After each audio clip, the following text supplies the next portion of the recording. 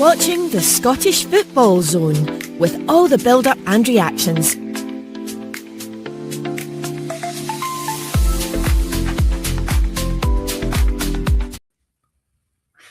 There we go. Wow. What a weekend of football, and what a weekend it finished today at Ibrox. The final score was Rangers 2, Celtic 2, and I think the best way to sum that game up, Ethan Ethan Barrow is joining us this afternoon. I nearly forgot to introduce you. I'm getting too carried away with the game. But I think the best way to describe that game, Ethan, was it was a game of two halves. Yeah, it certainly was. Rangers absolutely dominated the first period. Celtic looked miles off it and didn't look like they were going to be able to do anything to counter act that in the second half. Martin O'Neill obviously made the changes at half time, and Celtic were, apart from Rangers maybe starting the second half a little bit better, first 5 minutes or so, Celtic completely dominated from there then on out, and were maybe even more dominant than Rangers were in the first half. But yeah, I think that the cliche a game of two halves perfectly sums up this game, and probably a point was a fair result for both teams. Rangers will be really disappointed with, I think, the confidence they carried going into the game, being 2-0 up at half time and then allowing Celtic to get back into the game. And Celtic obviously got the advantage of that game in hand. But I think the real winners of today is obviously Hearts, who move, I just need to double check, 6 clear of Rangers and 8 clear of Celtic, who obviously have that game in hand on Wednesday at Pittodrie to narrow it down to 5 points. So now Motherwell in 4th place, only 2 points behind Celtic and 4 behind Rangers. If they win their game in hand, then they could go 1 point behind Rangers and possibly ahead or level with Celtic, depending on how they obviously got on at Pittodrie. But yeah, it's really opened it up again. And yeah, I think a better point for Celtic, but a really interesting game, and one that I didn't expect, especially at half time when Rangers were 2-0 up. I thought they would go on to win the game pretty easily. I didn't have much faith in Celtic at all in the game. I said that earlier in the week when we were speaking before and after the Stuttgart second leg, but a really resilient second half performance, I think, from Celtic, and massive positives to be taken on that front. But obviously there's negatives as well. They've dropped 2 points and fall further behind Hearts, but I think a lot more confidence probably flowing through that squad after the result the other night, and then the fight back in the second half of this game as well. So yeah, it's just whether Celtic can really kick on now. For Rangers, they need to just obviously dust themselves down and go again next week. They obviously don't have to play. They don't have a game in hand to catch up on, so it'll be straight back to Ibrox to host Celtic again next week. And Danny Rowe, he's had this sort of issue, I think, in all 3 of the derbies that he's managed now, where either in the first half or the second half, he's just been sort of outdone, or he's not got it right, you could say, tactically. Obviously, the semi-final, it didn't really work out for him to start with. He made a really good tactical switch in that and got Rangers back into the game, even with 10 men. And on another day, Rangers easily could have won that. I know Celtic went on to win 3-1 in extra time. And then obviously Celtic were 1-0 up and looked to be cruising in the reverse fixture with Wilfred Nancy at the helm. So yeah, I think Danny Rowe will maybe reflect on what he could have done better in the second half to allow Rangers to hold on to the lead. I don't know if maybe I'm not giving Celtic enough credit, but I thought Rangers sort of looked like they sat off the game a little bit in the second half, and they weren't playing with that same intensity, which maybe was a sort of tactic employed by the manager to try and, I don't know, they obviously didn't need to push on. They were 2 goals up and they were trying to hold on to that lead, but obviously it didn't play out that way, and Celtic got back into the game and get a deserved point in the end, what could be a big one come the end of the season. Would you say for Rangers, obviously they were on top in that first half, miles ahead of Celtic, but would you say that half time came at a bad time for Rangers, because 2-0's a kind of like funny score, but 3-0 makes it more, I wouldn't say comfortable, but like giving them some breathing space. But you know, if the next goal was crucial in the game, and obviously Celtic got got the goal when the tails were up.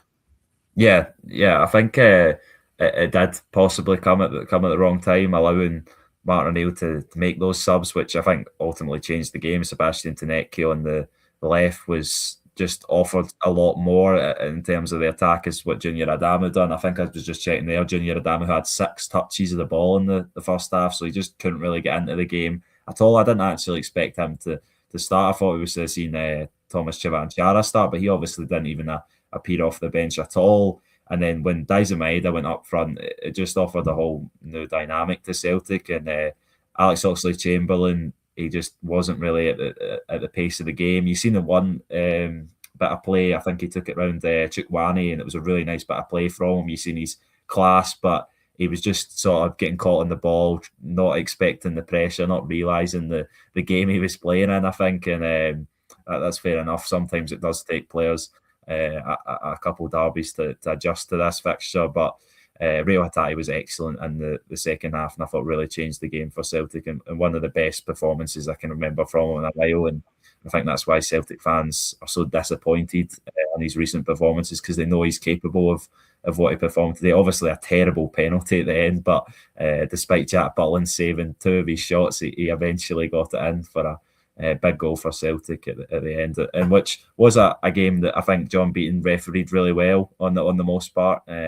Sometimes these fixtures can be difficult, and obviously he was sent to the monitor for the penalty decision, which I think would have been easy to miss. I don't think even any of the Celtic players were appealing for handball, but obviously when you see the replay, it's a clear handball from Dujon Stirling. Unfortunately, really poor defending from Rangers, but yeah, hits his arm, and I don't think Jack Butland's going to save it otherwise. I know it hits off Jack Butland, but yeah, I was wondering if there might have been I'm not really too sure on the ruling of cards, if there might have been any sort of yellow or red card for that, but obviously I'll go and do my due diligence to find out the ruling on that, to see why it was not a card at all. But yeah, a big goal for Celtic at the end, and yeah, Rangers will I think really be disappointed with how they played in the second half, and it felt like the goal was always going to come for Celtic. I know they sort of looked to be running out of time, but just the way the game was being played, the atmosphere was so flat in Ibrox because the fans were on the back foot, and or the team was on the back foot, so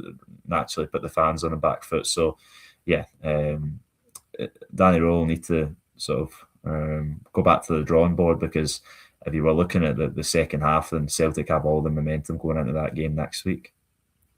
And I think it's a rule to Danny Rowell about, like, don't pick the Celtic team and don't come out and make statements, because you know that years ago I remember Samaras coming out with a statement before the game when Celtic, before they went to Ibrox, and Rangers won that game. So I think it's okay making statements, but maybe keep it for after the game. I know that he was trying to get his team up for the game and all the rest of it, but like, I mean, go back to that first half. Even game of 2 halves, as I said, Rangers were right up for the game.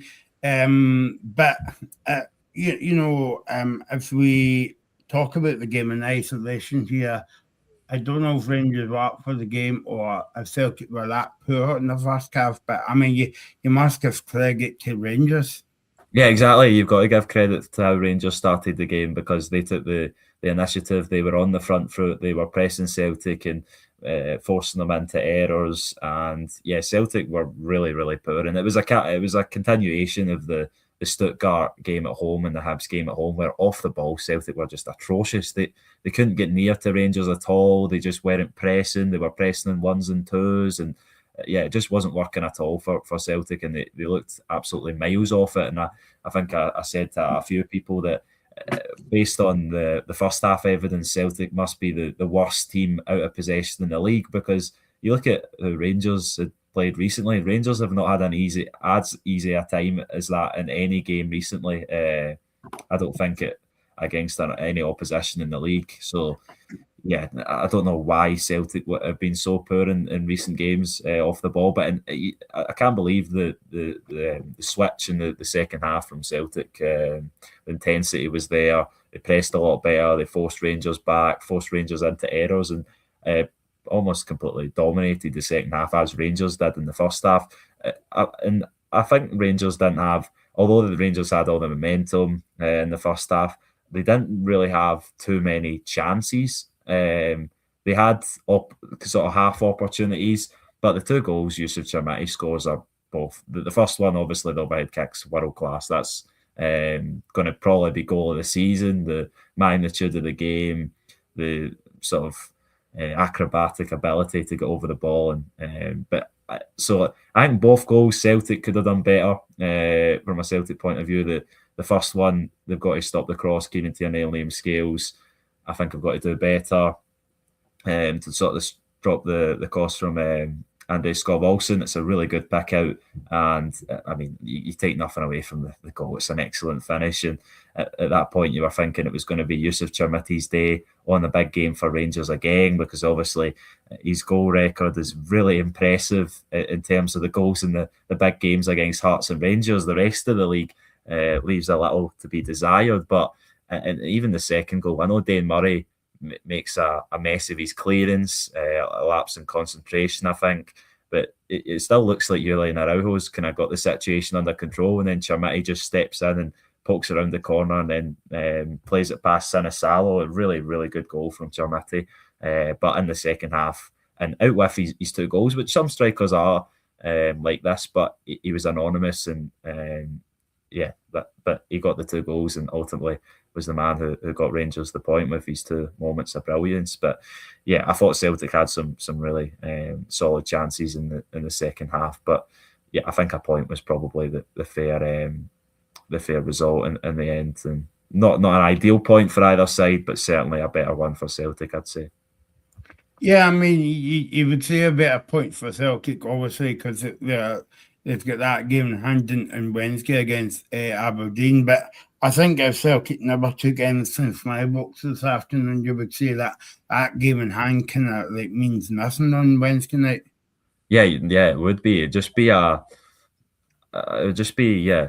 would be just a game in hand, really, to keep in touch. And obviously, I think it would even maybe, well, it wouldn't quite, but it would nearly hand the advantage to Motherwell to overtake. And Motherwell have really narrowed the gap to Celtic and Rangers now. And with how they're performing, I wouldn't write them off. I'd say, obviously, I think they're still 4 favourites to win the league. I'm not going to say anything crazy, but maybe at halftime I would have said Celtic were favourites to finish 4th with how poorly they had played. But I think the resilience and character they showed in the second half maybe gives me a sort of different opinion on that. But yeah. I thought the first half belonged to Rangers and also Mikey Moore. I thought was excellent in that first half, but total opposite in the second half. Quiet in the second half, but he was outstanding in that first half.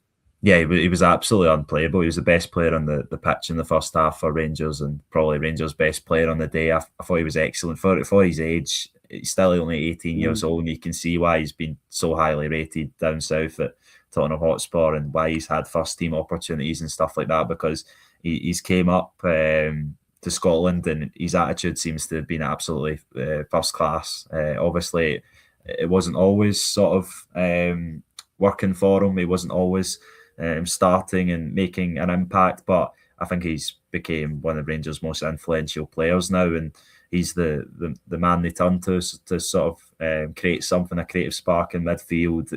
He's usually a wide player, but he can obviously come in field. He showed some excellent bits of dribbling and skills, and yeah, he was really, really good. I thought Chukwueze actually had a really solid game as well. That was one of my first. I think I've seen him in a 90 minutes before for Rangers, but that was one of the first games I properly watched with a keen eye, and I thought he was really, really good. I also thought Dujon Sterling had a really good game at right back, and whatever he was tasked with, whether it was Daisen Maeda in the first half or Sebastian Tanecki, who I thought, as I said, made an impact and beat him some of the times, but Sterling showed some really good defending on occasions, unlike maybe the 2 central defenders, Fernandes and Suter, who I didn't think had a great game or covered themselves in glory for the for either goal, really. And I thought Romans looks like a solid player at left back for Rangers as well. I thought Celtic defensively were pretty good. I know they obviously should have done better to stop the cross in the first goal, and Dane Murray makes the error for the second. But I thought Liam Scales and Dane Murray were pretty solid at the back. They made a few errors passing out from the back and stuff like that. But I thought the main problem for Celtic in the first half was the midfield and attacking areas. They were just losing those battles and not pressing enough. Kieran Tierney and Julian Araujo, I've said that a few times. I think they've been Celtic's most consistent players recently, and I think they showed that again today. A really good goal from Kieran Tierney. I don't know why he was in that area, the pitch, but an excellent header from him. And yeah, I was looking at it earlier. What was at the start? That scene from Dane Murray. He had 21 aerial duels, which is quite a lot, and he won 17 of them. So he's obviously a big. He's got a big stature, and he used that to his advantage. And I thought he was absolutely excellent. Out with obviously the mistake he makes. I think that's what we've seen from him in a lot of games I've seen him play for Celtic. He's been really, really good. You take the other night in Stuttgart, for example, as well. But he just sort of has those lapses in concentration, which some defenders do. And if he can cut them out of his game, I think he can be a real asset for Celtic in the future, because he's still only quite young for a central defender at 22. But yeah, I thought it was a really interesting game, and another excellent advert for Scottish football, I'd say, with the quality of the goals and the just entertainment aspect of it, and how it helps Hearts and Motherwell now as well, which I think everybody wants, or most people want, from a neutral point of view, to have a tightly contested four-way race come the end of the season, going into the split. I was going to say to you as well, you mentioned Dane Murray. Obviously, there was question marks over him starting the game as well. But, I mean, apart from the goal, he actually played not bad today. I suppose that every game that he plays, the more experience that he'll get. I'm not saying that he'll start up at Aberdeen and back down at Ibrox next Sunday, but the more experience like that, and the more kind of atmospheres as well. But, I mean, because they played against Stuttgart, a big European name away in first night. Celtic won that one, and then they came back to the biggest rivals. And okay, he may get a very bad mistake for the goal, but all in all, I thought he played well. Yeah, he did, and that's it. He was on loan at Queen's Park last season, and I think from what I've heard and what I've seen, that he was really good there, and was going to. I think Celtic think very highly of him, that he can go on to be a really solid player for Celtic, but it is just cutting out those mistakes, because most of what we've seen from him is the errors he's made. But yeah, I thought he was really solid out with the mistake he made in the first half today. And yeah, as I said, if he can keep that up, then without the mistakes, then he'll be a real player for Celtic and one to contribute between now and the end of the season. And you'd probably think that he will get the nod again on Wednesday at Pittodrie, with obviously Austin Trusty still being suspended. Trusty will be back for the game next weekend though, so that's another bonus for Celtic. But the other headache that will come back around, because the goalkeeping situation still wasn't really concluded today. I think a lot of people looked at their devices and seen the Celtic lineup with Aljamain Sinisalo in goals, and a lot of Celtic fans probably happy with that decision. But obviously Kasper Schmeichel wasn't involved at all today, because Martin O'Neill said he fell ill, so still doesn't really learn what Martin O'Neill's thoughts on the two goalkeepers are, and which his number one preference is at the moment. I'd say Sinisalo's played well in the last two games, and it's his sort of spot to lose. That's what I would say, because I thought he was he didn't do anything wrong today, really, I don't think, and I wouldn't say he could have done anything about either of the goals either. So yeah, I think he's really took his opportunity well. Obviously the last one comes because Martin O'Neill's rotating the squad, and then this one comes because of illness, but all he can do is put in solid performances, and I think that's what he's done. yeah, I'd say that he's the strongest Celtic goalkeeper at the minute if you're looking at the two goalkeepers' current form. And you mentioned earlier on, Chummety's 2 goals were good, were good goals, important goals, but the first goal was a cracking goal. Yeah, that's world class, and that's it. From Yusuf Chumety, a lot of times he makes some baffling decisions in front of goal, misses some glaring opportunities, and he done some crazy things in the second half. There was one point where Rangers had sort of turned over the ball in the middle of the park and were looking to counter attack, and he played a sort of back heel, which missed. There was nowhere near any Rangers players, and actually set Celtic on the counter attack. And then there was another time he was out wide on the right hand side. Celtic had overcommitted bodies. He tried to throw a cross into the box, and it was just nowhere near his target. So yeah, but then again, he comes up with these two. The first goal was world class. It's an excellent overhead kick. The second goal is a really good goal. He doesn't give up on it, and he because it looks like Julian Araujo, after Dane Murray's made the error, it looks like Araujo's sort of dealt with it, and then he just sort of clips it round him, and then a really nice finish from him. And when he got those 2 goals, you thought he's going to be on for a hat trick again. But now that's what 4 goals against Celtic and 4 goals against Hearts, so 8 goals in. I don't know how many games that would be. Well, it'd be 6 games against those 2 clubs this season. So yeah, that's an excellent record in the big games. If we can do something similar to that against the other 9 teams in the league, then it'll be an excellent striker for Rangers. But I think people have questioned whether he's got just that natural instinct in front of goal as a goal scorer. But I think that's certainly what he showed today. And if he can take that into the next or the closing games of the season for Rangers, then he could be the difference for them.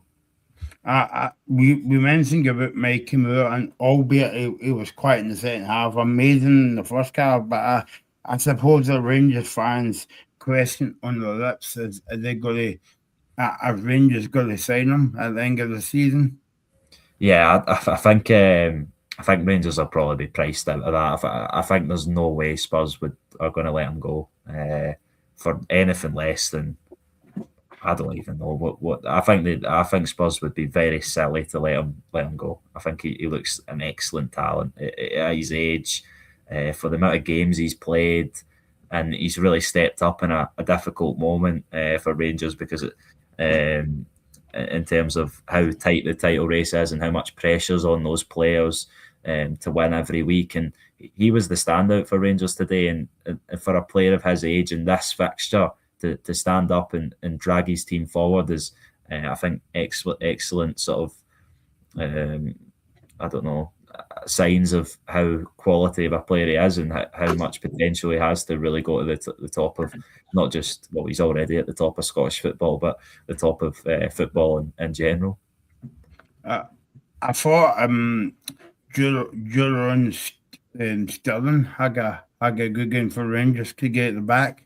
Yeah, he did. He certainly did. And yeah, I think I really like Sterling. I know the only thing sort of around him's always been his availability, because he's picking up injuries, and he's just that kind of injury-prone player. But when he plays, and usually whenever I see him play, whether it be right wing, left wing, I think he's played striker before, midfield, right back, centre back. I think the only position he's not played for Rangers is in goals, and just the perfect utility man that you can stick anywhere. And because of, like Daizen Maeda, I'd say as well, he's opposite number in the first half. He is that. He's just, his physical capabilities allow him to really be capable to play anywhere on the pitch. He's obviously a decent height. He's strong. He's quick. He's just difficult to beat, and he's not someone that you'd want to go up against in a one-on-one battle. And I think when it comes to who Daizen Maeda would prefer to go up against between James Tavernier and Dujon Sterling, I think it's an easy answer for the Japanese winger. So yeah, I thought Dujon Sterling would get the nod today, and I think he played really well in the last game at Celtic Park as well. So yeah, he'll be a big player for Rangers. But obviously, so will James Tavernier.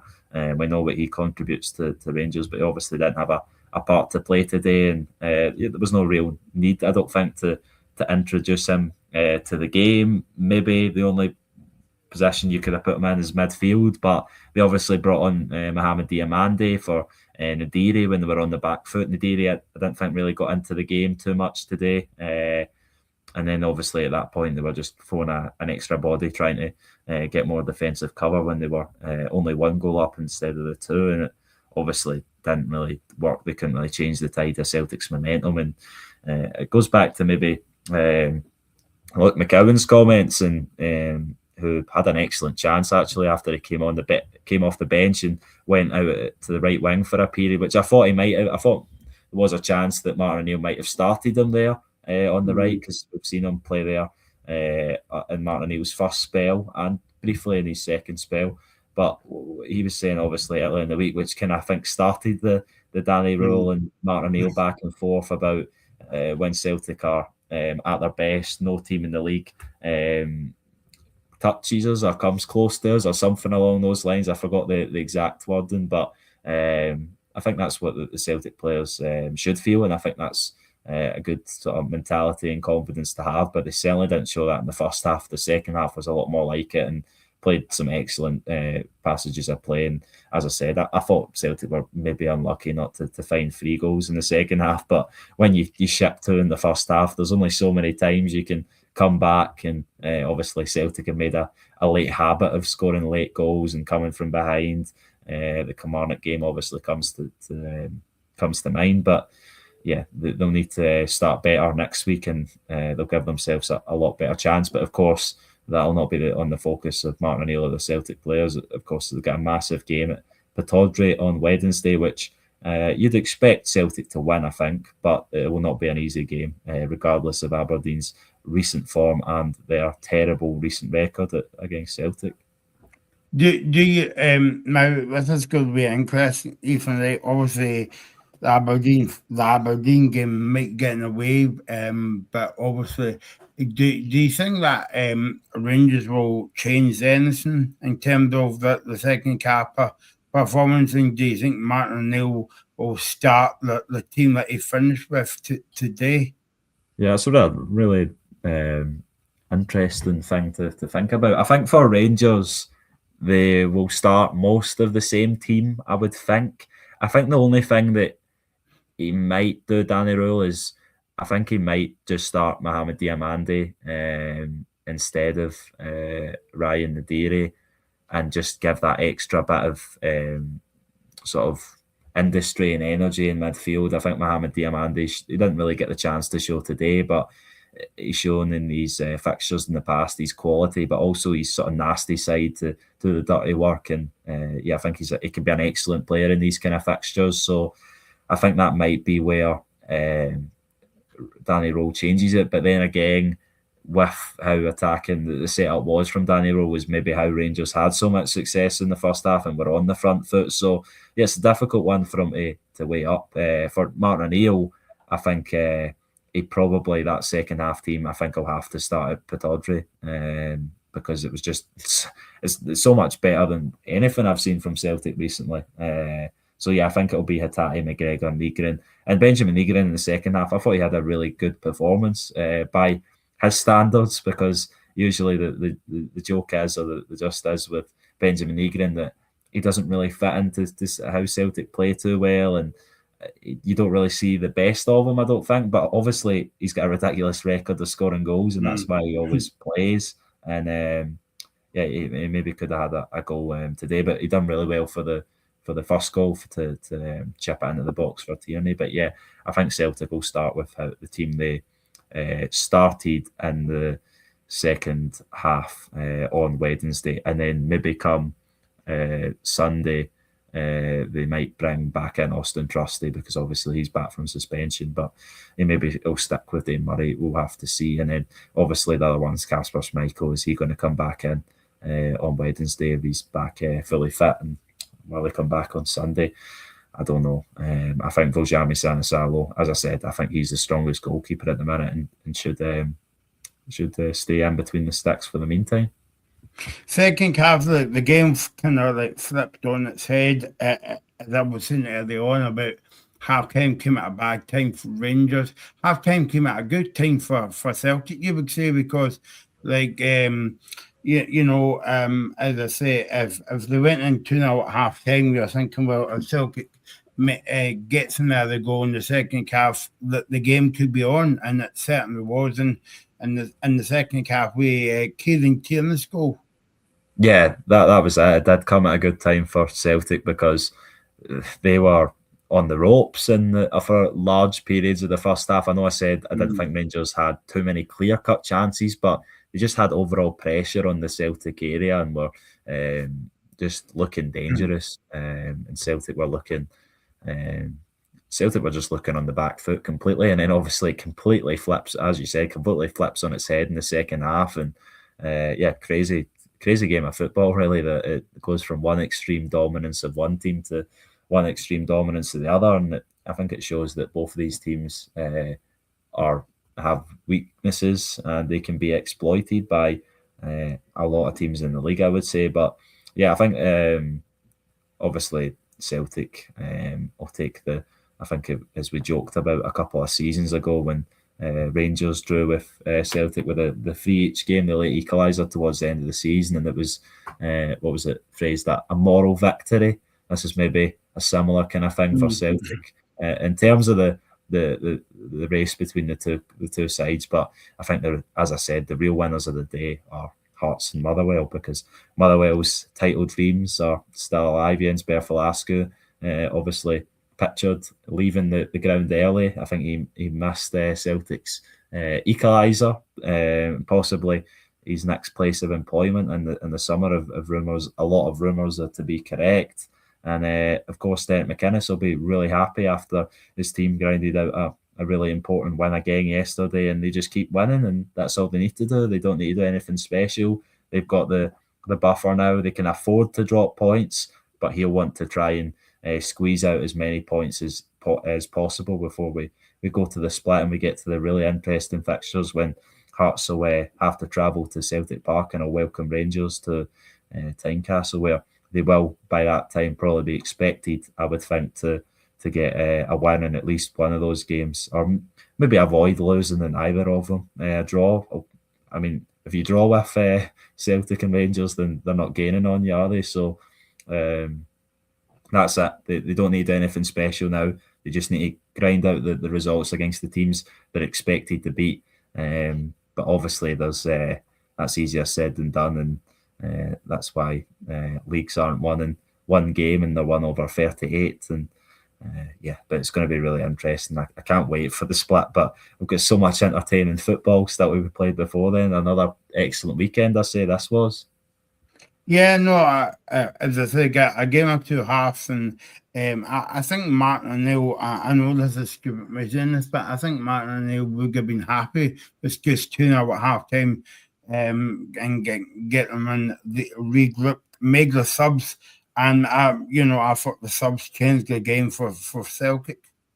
Yeah, I think they did. And that's what substitutions are for.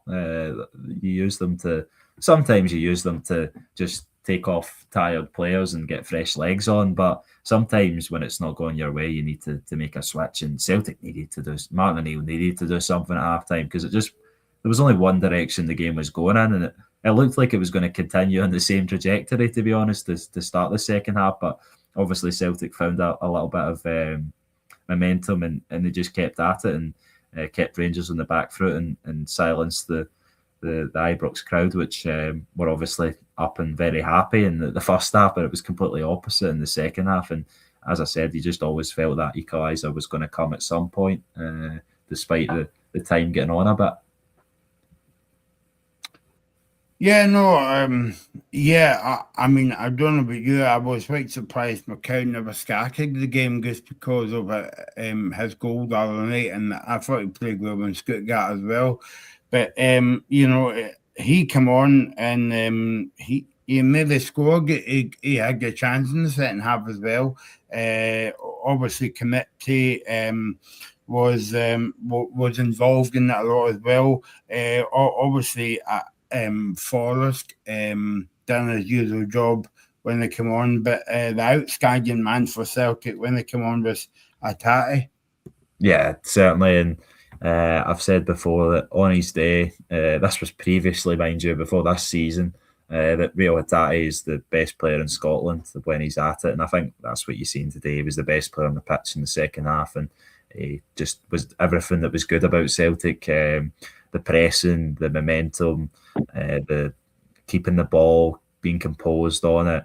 And he maybe could have done better with a few opportunities he had. Obviously, the penalty is really poor penalty, I would say. And I didn't actually have, like I think Chris Sutton and Scott Arfield said on the commentary, that they didn't have much confidence he would score. Neither did I, but obviously it wasn't to matter, unfortunately.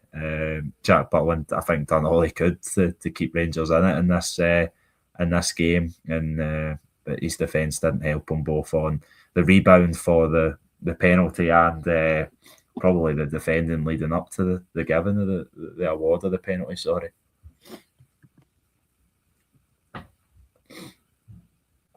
Yeah, no. And you felt as though that when Celtic got the penalty, and obviously score getter was a good save by Jack Button, you would say, but Atati and the rebound as well, and got Celtic back in the game. But obviously at that point you were thinking, well, the fight, it was 5 minutes, but 6 minutes because of the VR decisions as well. You would think Celtic had that bit between their teeth to go on and win the game. Yeah, I thought that, but I thought Rangers, to be fair, in the final minutes, that dealt with the game really well and sort of turned the momentum back in their favour, and they looked more likely, I think, to go on and get a winner. And they came close, but there wasn't really any too big chances for them, as I said. And I think a point was a deserved result, and I think Hearts probably celebrated that Rio Hatate equaliser as much as the Celtic fans did, because it's a big result for them, and that's it. They obviously lost at Ibrox a couple weeks ago, but since then I think they've gained on both Celtic and Rangers possibly. So they just keep doing the job, and that's it. They don't need to do anything special. All you need to do is keep winning, and that's what they're doing. And especially with the injury struggles they've got and the amount of players they have missing, when they have their key men back, it will feel like no signings. And then maybe the performances will couple with the results, and they'll be more convincing in the games, because the last two obviously only won nils, but still you need to win the games. And I think Hearts are my favourites at the minute, if I had to pick, and they have been for probably since both Celtic and Rangers dropped points last weekend. But yeah, back-to-back weekends of dropped points, and Motherwell and Hearts winning again is an excellent weekend for those two teams, and what's been an excellent season for the pair of them. And how many times have I said this? Even a brilliant week of football still could come, because obviously you've got the game in hand against Celtic's got the game in hand against Aberdeen, and then back to Ibrox for I think like that was only the warm-up to the next week's game as a Scottish Cup game, and it is a big game because it's a cup game. The winner takes all, get through to the semi-finals as well. I mean, how do you think both sides will be feeling after that game? And obviously Celtic's got a difficult game in a Wednesday night up in Aberdeen.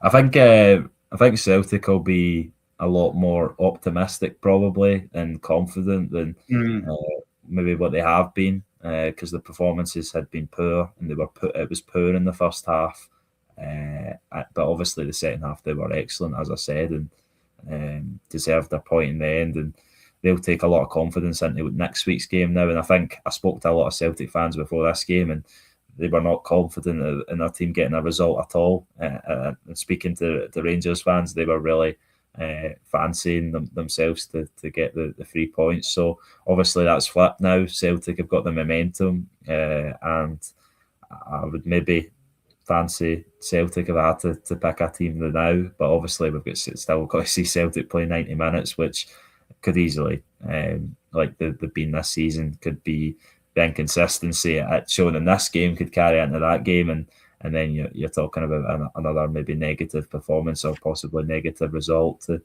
preview the Rangers game. So yeah, big couple of weeks, but big couple of months in Scottish football as everything's at stake. I think the only thing which maybe got concluded yesterday was that I think Livingston will go down now and last. There was a little bit of a shining beacon of hope in the recent performances and results, but I think they had to beat St Mirren yesterday, and a draw just wasn't enough for them, and I think they'll probably go down now. But still, a lot of teams trying to avoid the lure of the relegation playoff, where you'd probably fancy them to come up against either St Johnstone or Partick Thistles. Obviously, the two teams going head to head for the championship, and you expect one of them to probably win the playoffs. But I know it doesn't always work like that. But yeah, I think, and the other sort of stuff, the top six, I think, if anybody had any doubts, I think it's secured now that Hibs and Falkirk will be joining the other four teams in the top six. So decent seasons for them. Obviously an excellent season, for Falkirk. For Hibs, not the best season, not the worst. Just okay, I'd say, for Hibs. But I think it would be a lot better season if they can help steer the title towards Glasgow or the other surrounding areas, not in their city.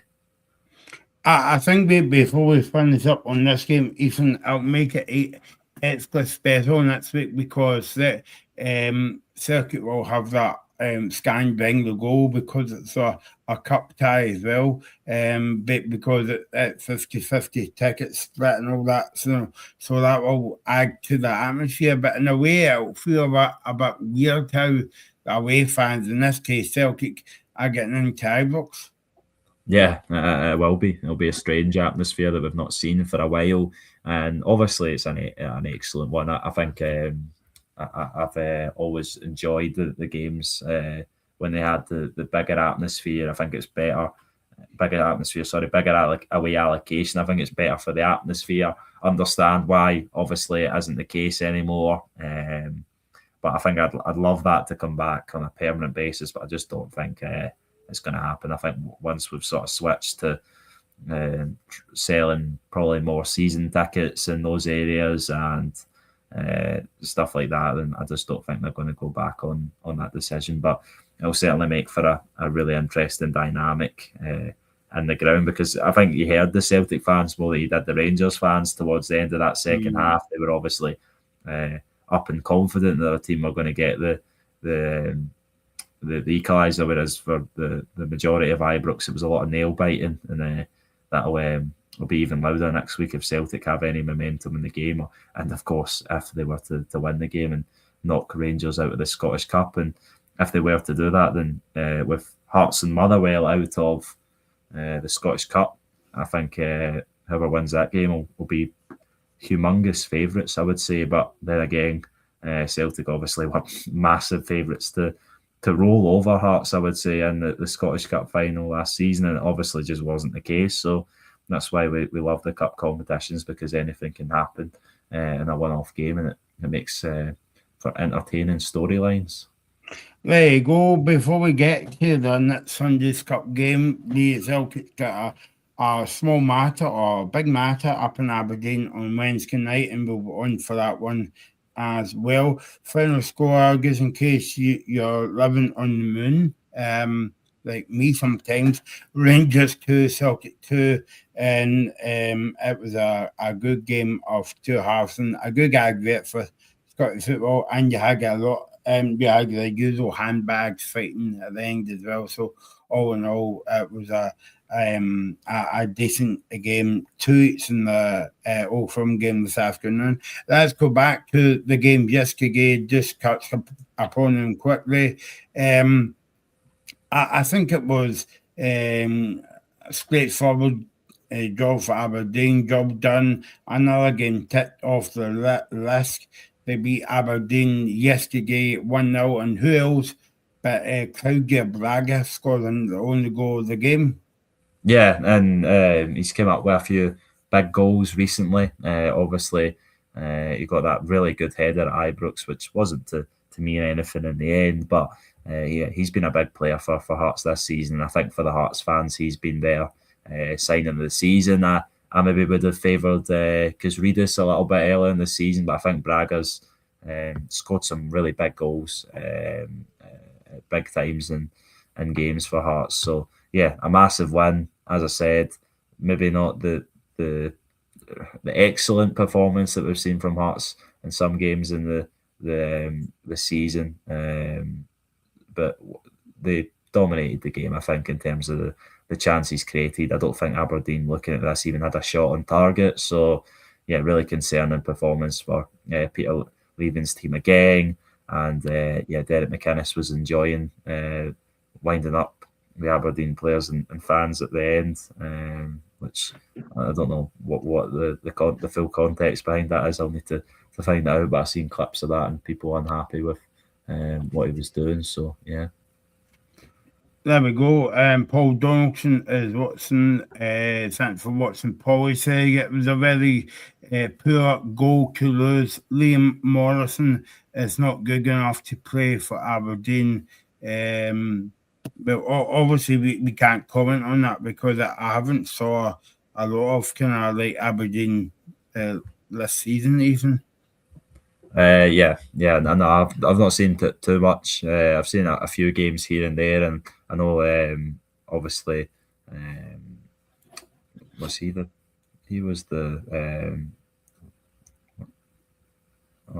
mistake. Yeah. Oh yeah, he was. Yeah, I was doubting myself there. I was saying Liam Morrison.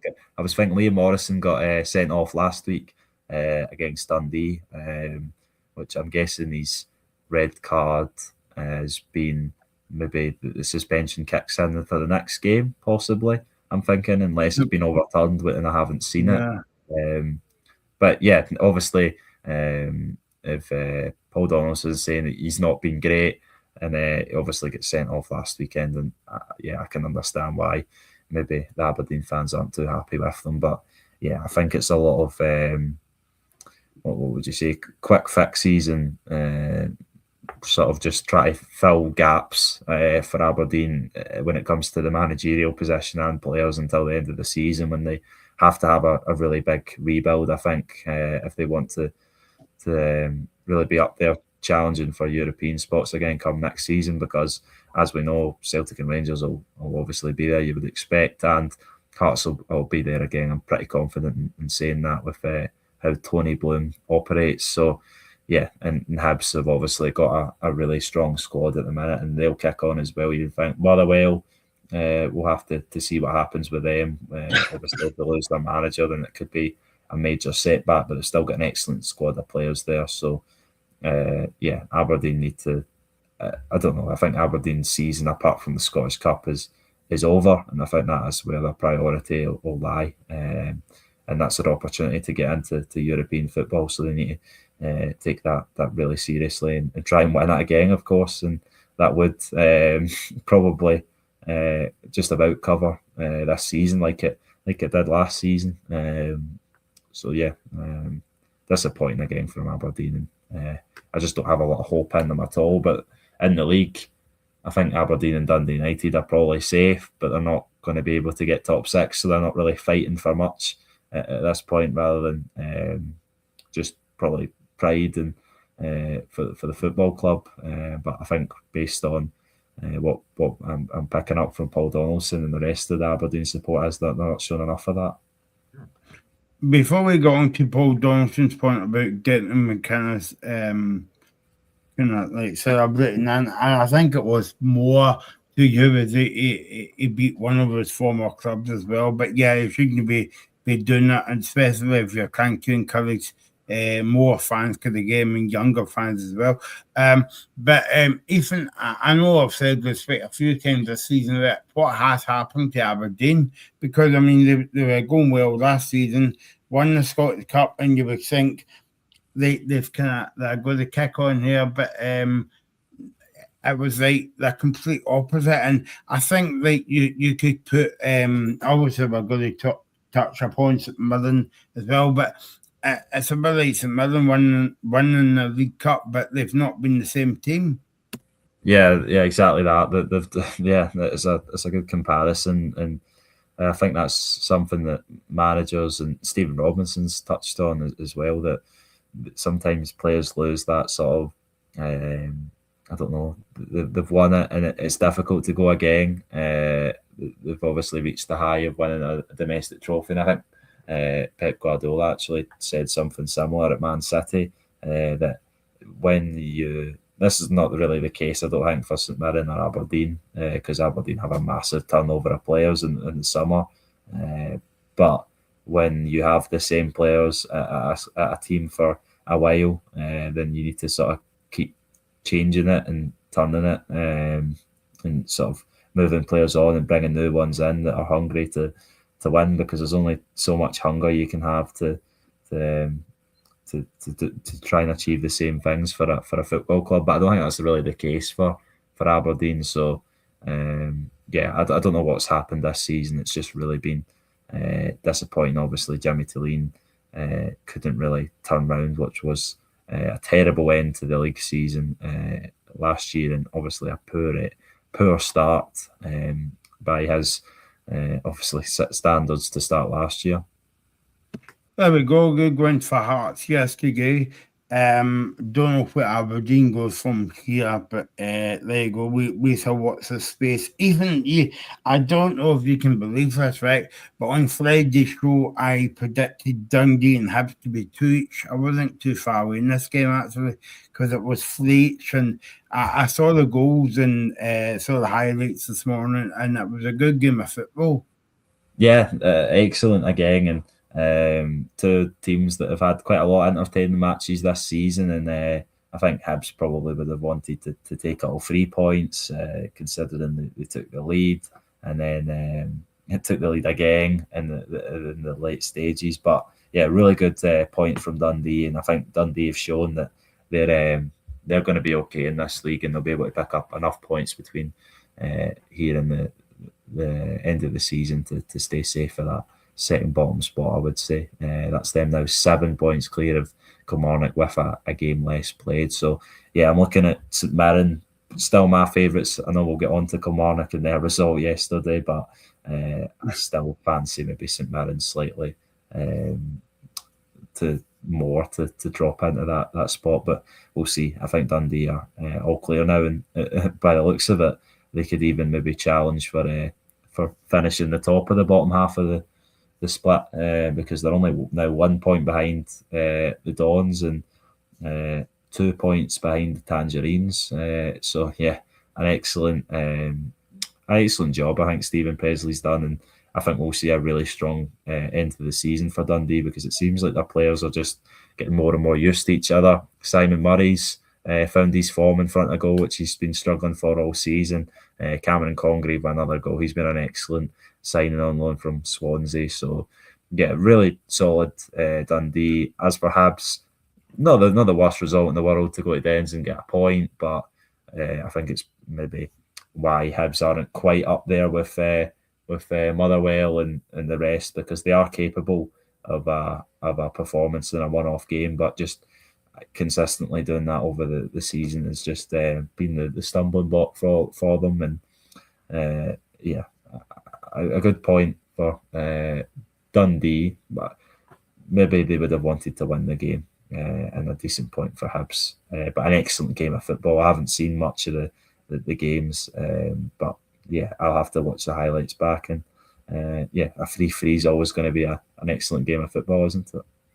I think as well that I said this on the show as well to Reagan on Friday evening as well, but do you feel though that obviously maybe this is for the end of the season, but when we go through the teams and talk about who's had a good season, who's bought well, who's done what, etc. But do you feel though Hibs are one of the most inconsistent teams in the league this season?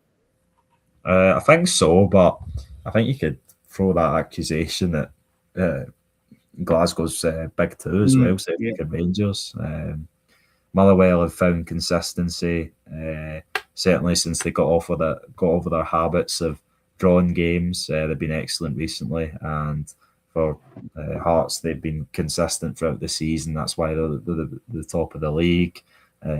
Falkirk have been consistent recently. They took a wee while to adjust to the Scottish Premiership, I think, but yeah, I'd say Hibs have been one of the most inconsistent teams because they've got some excellent players and they've got a really good squad there.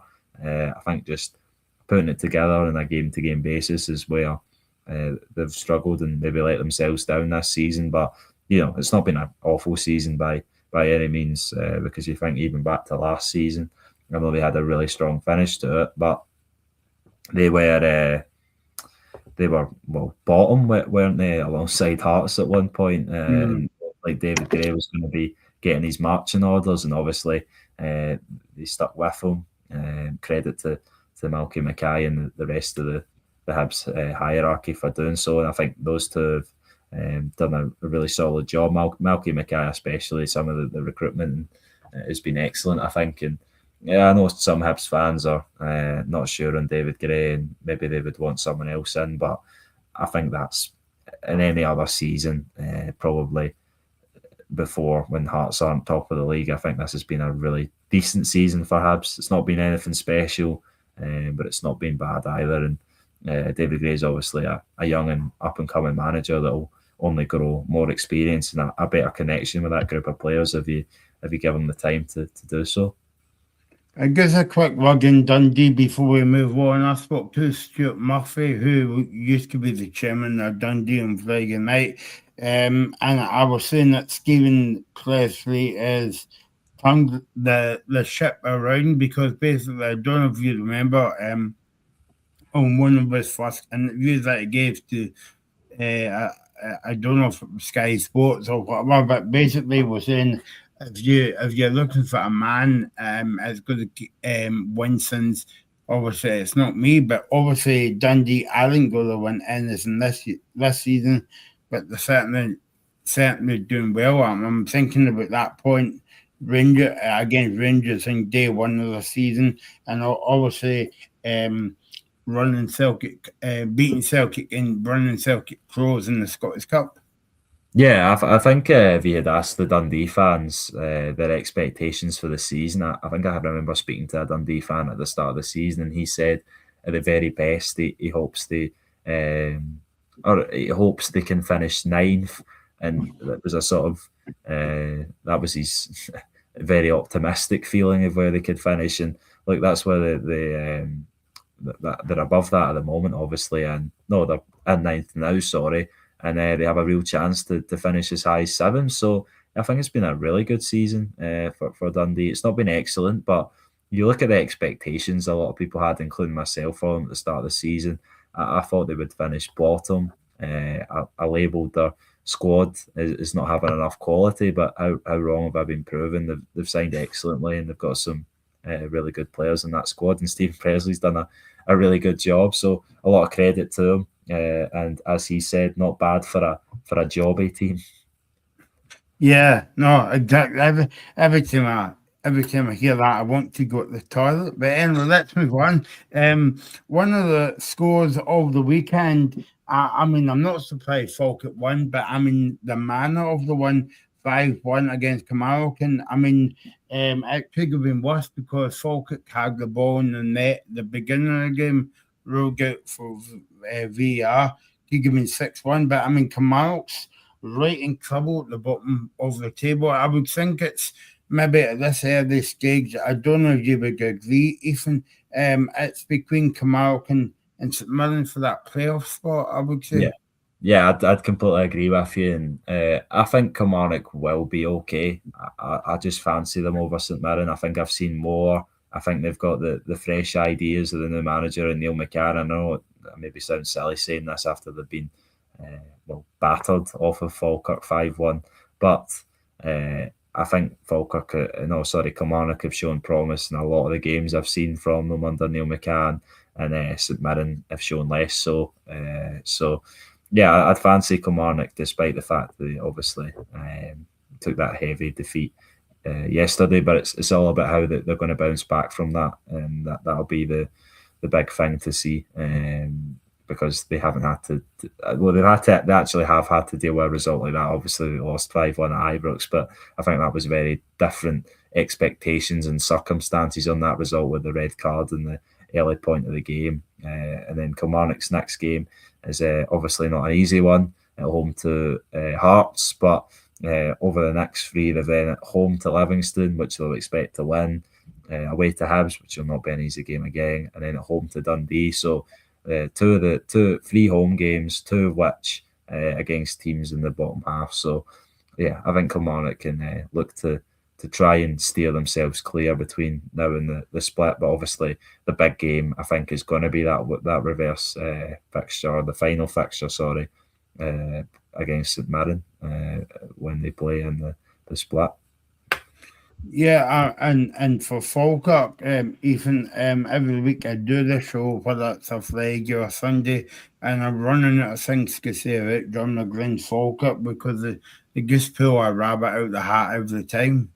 Yeah, they've been excellent this season, and that's not the first time they've beat a team quite handsomely at home. Obviously, they beat Hibs 4-1 a few weeks back now, and yeah, they've been excellent. And Barney Stewart's been a sort of revelation, I think, to Falkirk, coming back from his loan spell at Inverness, I believe it was, in the first part of the season. And he's came back, he got a hat-trick in that game. He got 2 at the weekend, and Dylan Tate also chipped in with a couple of goals. But yeah, it was complete domination from Falkirk from I think minute 1 to 90 near enough. And obviously Kilmarnock got that goal, but it was too little too late. Even at that point, they were already 3-0 down. And yeah, you maybe could have seen a way back for Kilmarnock, but I think you would have been being very optimistic. It looked like Falkirk completely had control of the game. Obviously, they got the goal in the first minute. Could have been 2-0, as you said, when they got the disallowed goal. So yeah, excellent performance by Falkirk. They've secured top 6 now.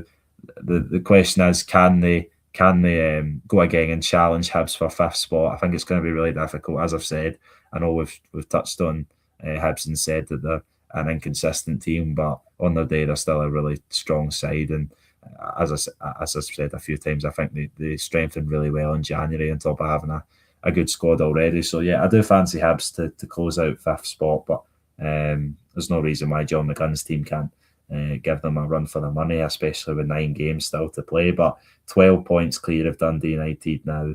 I don't think there's almost any chance them, Aberdeen, Dundee, anyone else are going to catch up to them. So excellent season, and excellent to see another championship team coming up and competing and going right into the top 6 in their first season off the back of the 2 Dundee clubs doing it in recent campaigns. So yeah, excellent job. John McGunn's done it at Falkirk, and I think like he was the last 2 seasons, he'll be in contention for the manager the season award come when the awards are handed out.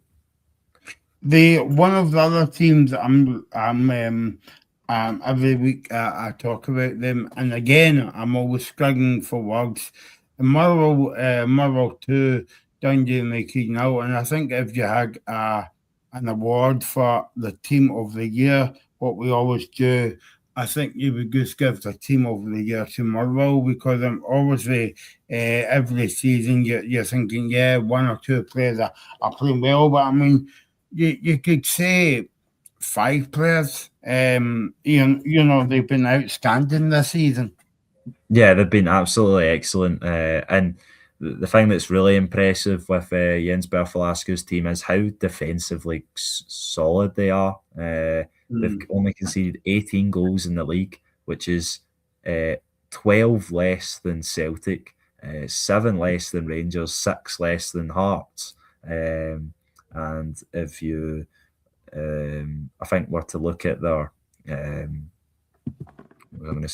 you were to look at how many goals they've conceded at home, as of recently, I think it's only 1 goal they've conceded in the last 4.5 months of home games, unless I'm missing anything. That was against Rangers. So teams do not go to Fir Park and even score, never mind get results. And I think that was always going to be a difficult game for for Rangers to go there, and obviously it looked like Rangers were going to take all 3 points, but I think Motherwell got their deserved equaliser in the end, and there's absolutely no reason why they can't get themselves into the title race. It's I'd say it's very much still in their hands. It's going to take an excellent feat for them to do it, because they would probably have to beat Celtic, Rangers and Hearts between now and the close of the season. But I don't think there's any reason why they can't do that. I think they've shown against all 3 teams that they perform better than them in games. It's just getting the wins over the line in those specific results. But if they were to win their game in hand, they would win 7 points of Hearts. They're still to play Hearts twice. They're still to play Celtic twice, and they've still to play Rangers once at home. So, yeah, big season for Motherwell, an excellent season for them. Obviously disappointed, I think, that they go out the Scottish Cup, but they've still got an excellent opportunity to do something incredibly special in the Scottish Premiership, and I hope they keep performing this way, because it makes for an excellent season, because I think we were counting ourselves as lucky to have another side outside of Celtic and Rangers competing for the title, but now we have really got 2 after the recent results. The fact that Motherwell were into the final 10 games of the season, and Motherwell can win a game to possibly go above Celtic and go within 1 point of Rangers if they win at Dens Park on Wednesday night is just incredible, and it shows how excellent the league's been this season. And hopefully it continues. And to Wanda Maswinise, I think was not struggling, but he was going through a little bit of a patch of not scoring goals at the alarming rate he was since the coming back from AFCON, especially. But he obviously got the goal last week, and the thumping of St Mirren, and then obviously he got a couple at the weekend, and I think he should have had a hat-trick, I heard, as well. So, yeah, excellent for Motherwell. Dundee United, same as Aberdeen. Obviously, the expectations not the same at the 2 clubs, but yeah, for Dundee United, it's been a difficult season, a disappointing one to come off of European football last campaign. They obviously had the large turnover of players like they did in last pre-season, and it just hasn't worked as well this time around. And I think, like Aberdeen, they're not really playing for too much at this point. I don't think so. Yeah, not too great for them, but excellent again from Motherwell, and hopefully it continues. Let's talk about the last game of the weekend. And Livingston won, St Mirren won, and after watching this game, Ethan, I don't know who will be happier with a point. I would maybe say St Mirren. Yeah, quite possibly, but it's a difficult one, because in terms of the for Livingston, as I said, I think they needed to win this match. Let me see how many points there are.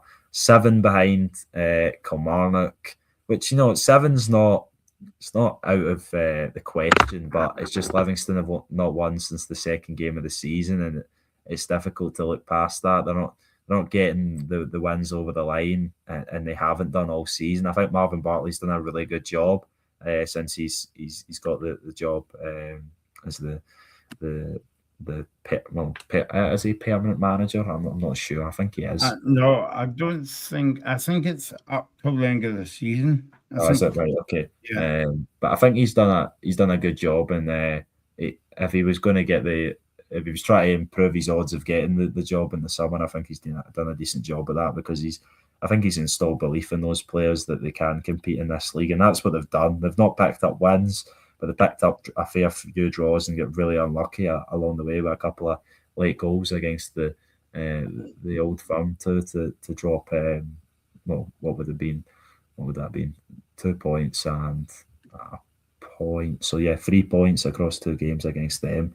And then I just think if they had beaten St Mirren, then they would have went within 4 points of St Mirren. Is that right? They would have went up to 17. St Mirren they would have been in 4 points of St Mirren and Kilmarnock, which looks a lot better than 7. So yeah, I think Livingston are down, unfortunately, and I had them down as favourites for a while, but I thought with this recent sort of resurgence, they could maybe carve themselves out of relegation. But and then for St Mirren, as you said, probably a better point for them. But at the same time, against Livingston, you want to win and take advantage of playing the worst team in the league and try and get further away from